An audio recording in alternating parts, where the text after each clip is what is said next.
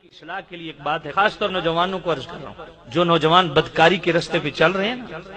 ان کی خدمت میں ان کی اصلاح کے لیے یہ عرض کر رہا ہوں کہ زنا سے بچو اور نکاح کو فروغ دو، بدکاری سے بچو۔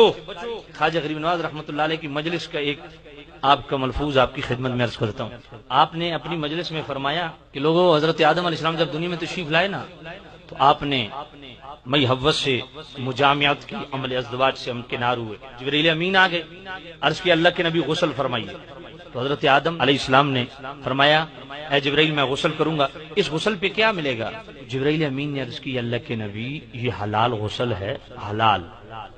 تو جب یہ حلال غسل آپ کریں گے نا، آپ کے ہر بال کے بدلے میں اللہ تعالیٰ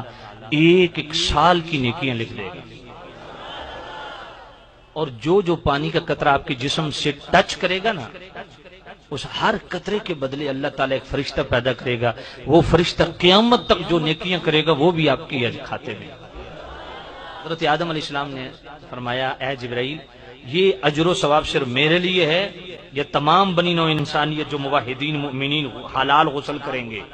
تو جبرائیل امین نے کہا اے اللہ کے نبی قیامت تک آنے والے جو مومنین و مومنات ہیں جو حلال غسل کریں گے، ان کے ہر بال کے بدلے میں اللہ ایک سال کی نیکی ان کو عطا فرمائے گا، اور ہر پانی کے قطرے کے بدلے میں اللہ تعالیٰ ایک فرشتہ پیدا کرے گا، جو فرشتہ قیامت تک جتنے اعمال کرے گا اس حلال غسل کرنے والے کے کھاتے میں لکھے گا۔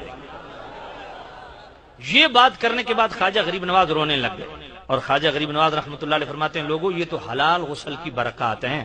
ایک حرام غسل بھی ہوتا ہے۔ حضور وہ کون سا؟ فرمایا جو بندہ بدکاری کرتا ہے، زنا کرتا ہے، وہ حرام غسل۔ فرمایا حرام غسل کرنے والا کان کھول کے سن لے،